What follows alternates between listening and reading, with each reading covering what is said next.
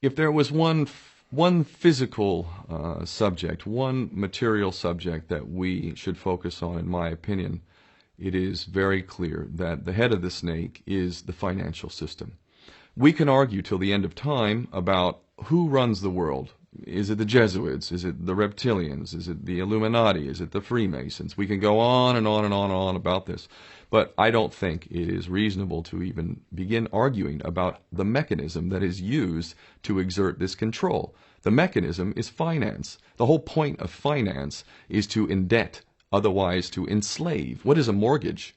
I mean, what does that stand for? It's a death grip.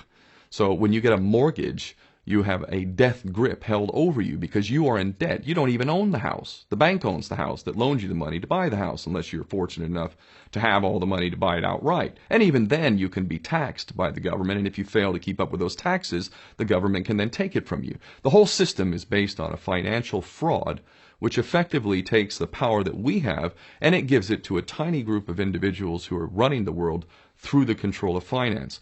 With the infinite supply of money that we have allowed them to take, they have literally an infinite supply of money, and with that money, and from their psychopathic point of view, they have bought everything and everyone who can be bought.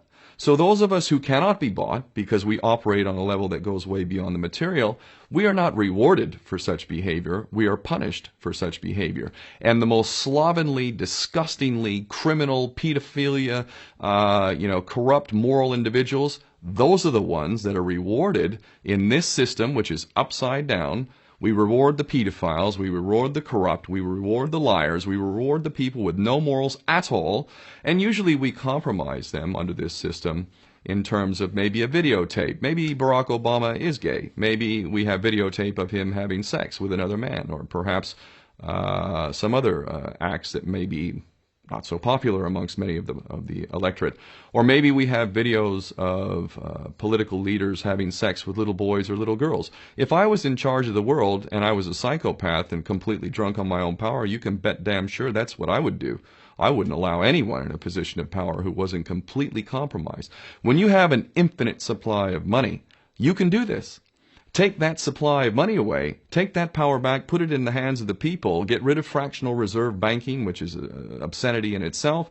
Listen to the lessons of Jesus Christ. If you're a Christian who got really pissed off when he went to the temple and he saw what the money changers were doing, let's take back control of the issuance of money, and not just on a national level. I'm happy to see in Denmark that you have your own currency, you don't have the euro, but on every country's level, they should be issuing their own currency in a transparent, non-usury based way in which it really, truly benefits the people. And in that way, we can literally free ourselves of the banking debt which is drowning us all, and we can stop scrambling for the crumbs from the table of these filthy rich psychopaths and live in a state of abundance just by changing this one thing. And I'm not just talking about abundance for Western nations who have an artificially inflated value with their currencies. We all in the West are guilty of having that reward while the rest of the world is sucking on it.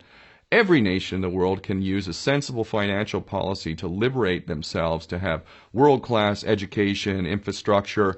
Everything that a healthy society would require can be had in the worst, most corrupt African country, in any part of the world. We can all have that if we simply change that one thing. John F. Kennedy did that about 6 months before he was taken out. He issued United States notes as opposed to Federal Reserve notes.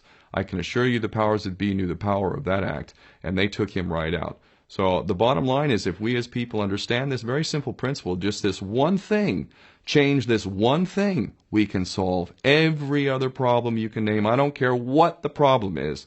I can bring it back to the financial system and an infinite supply of money for a bunch of psychopaths who are running the world, as opposed to an abundant supply of money for all of us. So in that sense, I'm very optimistic.